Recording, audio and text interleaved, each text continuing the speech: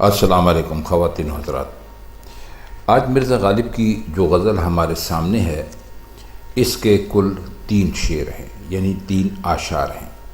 مختصر سی غزل ہے تو ہم شروع کرتے ہیں۔ پہلا شعر ہے: ہم رشک کو بھی اپنے گوارا نہیں کرتے، مرتے ہیں ولے ان کی تمنا نہیں کرتے۔ آپ نے لفظ سنا ہوگا رشک، اور اس کو عموماً حسد کے ساتھ استعمال کیا جاتا ہے، یعنی رشک و حسد۔ اب اس میں فرق یہ ہے کہ حسد کا تو مطلب یہ ہوتا ہے کہ آپ کسی کا برا بھی چاہتے ہیں، لیکن رشک میں آپ برا نہیں چاہتے بلکہ اس کی طرح کا ہونا چاہتے ہیں۔ یعنی اگر آپ یہ کہیں کہ مجھے فلاں صاحب پر رشک آتا ہے تو اس کا مطلب یہ ہوگا کہ میں ان کی طرح بننا چاہتا ہوں، ان کو نقصان پہنچانا نہیں چاہتا بلکہ میں چاہتا ہوں کہ میں بھی ویسا ہی ہو جاؤں۔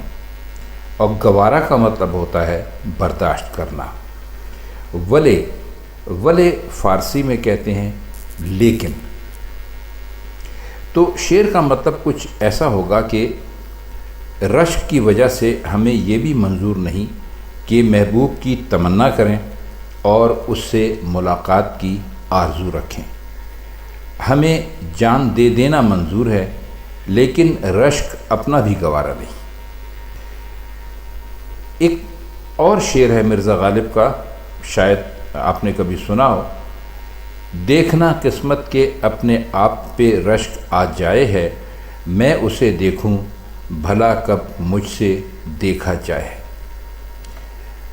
اب جس طرح کے کوئی آدمی بہت بخیل ہو، بہت کنجوس ہو، تو اس کی چوٹی پر پہنچنے کی، یعنی اپنے بخل کی، اپنی کنجوسی پر چوٹی پر پہنچنے کی نشانی یہ ہوتی ہے کہ وہ خود بھی اپنی دولت سے محروم رہتا ہے۔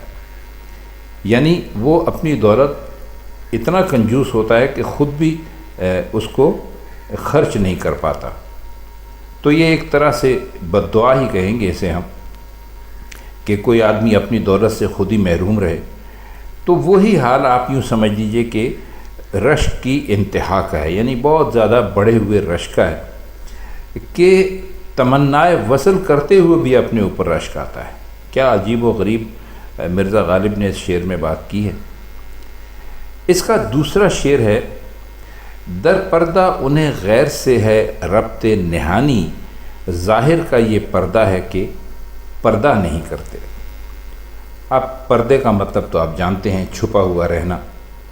غیر سے مراد مرزا غالب کی اور دوسرے شعراء کی اکثر ہوتی ہے رقیب، اور رقیب ہم آپ کو بتا چکے ہیں کہ اگر ایک ہی معشوق ہو اور اس کے 2 عاشق ہوں تو وہ دونوں ایک دوسرے کے رقیب ہوتے ہیں۔ ربط کا مطلب ہوتا ہے واسطہ یا تعلق یا رشتہ، اور نہا کہتے ہیں چھپے ہوئے کو۔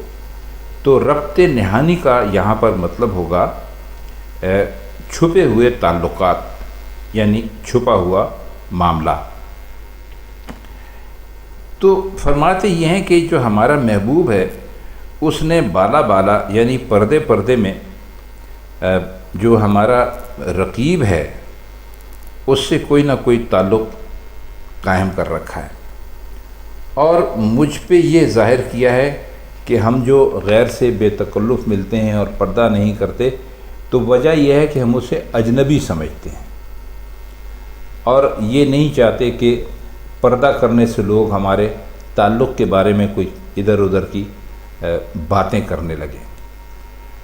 اب یہ ایک بہت مزے کی بات ہے، اس میں انہوں نے بتانے کی کوشش یہ کی ہے کہ اس زمانے میں، غالب کے زمانے میں، جب کسی سے پردہ کیا جاتا تھا تو یہ سمجھا جاتا تھا کہ بھئی ان کے درمیان کوئی کسی قسم کا تعلق ہے، جب ہی یہ پردہ کیا جا رہا ہے۔ تو وہ کہتے ہیں کہ جو اجنبی لوگ ہوتے ہیں ان سے تو کوئی پردہ نہیں کرتا کیونکہ ان سے کوئی معاملہ بن نہیں سکتا۔ تو لوگ وہ یہ کہتے ہیں کہ ہمارے محبوب جو ہیں اصل میں تو وہ انہوں نے جو ہمارا رقیب ہے اس کے ساتھ کوئی نہ کوئی چکر چلا رکھا ہے، لیکن ہم سے یہ کہتے ہیں کہ جی بات یہ ہے کہ ہم تو بالکل اس کو ایک اجنبی آدمی سمجھتے ہیں، اور اجنبی آدمی سے کیسا پردہ کرنا۔ اور ہم نہیں چاہتے کہ ہم پردہ کریں تو آپ کو کوئی شک ہو یا لوگ ہمارے تعلق سے طرح طرح کی باتیں کریں کہ بھئی پردہ کیوں کر رہی ہیں، تو اس لیے ہم تو بالکل لاپرواہ اور بے پرواہ ہیں اس کی طرف سے، اس لیے ہم اس سے پردہ نہیں کرتے، اس کی ہماری زندگی میں کوئی حیثیت نہیں ہے۔ لیکن مرزا غالب جو ہیں وہ سمجھ گئے ہیں اس بات کو، تو وہ کہتے ہیں کہ یہ جو در پردہ ہے، یعنی پردے کے اندر جو چھپا ہوا معاملہ ہے وہ یہ ہے کہ وہ جو اس سے پردہ نہیں کرتے تو اس کا مطلب یہ نہیں کہ وہ اسے کوئی اجنبی سمجھتے ہیں، بلکہ اس کا مطلب یہ ہے کہ انہوں نے اس کے ساتھ کوئی نہ کوئی اپنا تعلق اور واسطہ بنا کے رکھا ہوا ہے۔ آخری شعر ہے، یعنی شعر نمبر 3 اور یہی آخری ہے اس غزل کا۔ یہ باعث نومیدی ارباب ہوس ہے، غالب کو برا کہتے ہو اچھا نہیں کرتے۔ باعث کا مطلب ہوتا ہے وجہ، اور نومیدی کا مطلب ہوتا ہے کوئی کسی قسم کی امید نہ رہنا، مایوس ہو جانا۔ ارباب کا مطلب ہوتا ہے لوگ، اور ارباب ہوس وہ لوگ جو کہ محبوب سے سچا پیار نہ کرتے ہوں بلکہ ان کے پیار کے اندر محبوب کے لیے ہوس ہو، یعنی دوسرے لفظوں میں وہ یہ کہہ رہے ہیں کہ وہ محبوب سے کوئی جسمانی تعلق قائم رکھنا چاہتے ہوں، کیونکہ ہماری جو محبت ہے اپنے محبوب کے لیے وہ اس میں ہمارے کوئی جسمانی تعلق کا کوئی سلسلہ نہیں ہے، ہم تو اسے پیار اور محبت کرنے کے قابل سمجھتے ہیں اور اس سے سچی محبت کرتے ہیں۔ تو اس لیے انہوں نے جہاں پر اس کو ان لوگوں کو جو سچی محبت نہیں کرتے اور جن پر غالب کو شبہ ہے بلکہ یقین ہے کہ یہ ارباب ہوس ہیں، تو فرما وہ یہ رہے ہیں اصل میں کہ اپنے محبوب سے مخاطب ہیں کہ تم غالب جیسے سچے عاشق کو برا کہتے ہو، یہ کام تم اچھا نہیں کرتے، یہ طریقہ اچھا نہیں ہے، کیونکہ جب سچے عاشق کی یہ درگت بن رہی ہو تو جو لوگ ہوس کے پجاری ہیں یعنی غیر ہیں اور رقیب ہیں وہ تو بالکل ہی ناامید اور مایوس ہو جائیں گے۔ ذرا اس کو مزید سمجھنے کی کوشش کیجیے۔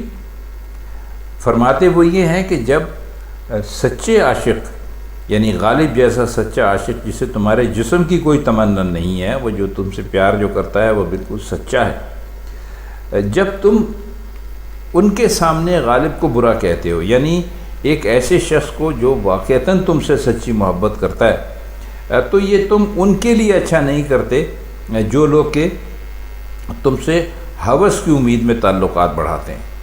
مطلب یہ کہ وہ یہ سوچیں گے کہ بھائی غالب سے یہ آدمی تو بالکل، غالب تو اس سے محبوب سے بالکل سچی محبت کرتا ہے، تو جب سچی محبت کرنے والے کا حشر اس کا محبوب یہ کر رہا ہے تو ہم لوگ تو ظاہر ہے کہ اس سے اس کے جسم کو چاہتے ہیں، اس سے اپنی ہوس پوری کرنا چاہتے ہیں، تو جب اس کو یہ برا کہہ سکتا ہے تو ہم لوگ تو ہیں ہی برے، تو ہمیں کتنا برا کہتا ہوگا۔ باریک سی بات کی ہے مرزا غالب نے اس شعر میں، جب آپ اس کو 2-3 مرتبہ الفاظ کی معنی کی روشنی میں پڑھیں گے جو ہم نے آپ کو ابھی بتائیں، تو یہ غزل انشاءاللہ بہت آسانی سے آپ کی سمجھ میں آ جائے گی۔ تو خواتین و حضرات، آج کے لیے بس اتنا ہی۔ آپ سے انشاءاللہ غالب کی کسی اور غزل کے ساتھ کسی اور محفل میں پھر ملاقات ہوگی۔ تب تک کے لیے ہم چاہتے ہیں آپ سے اجازت۔ خدا حافظ۔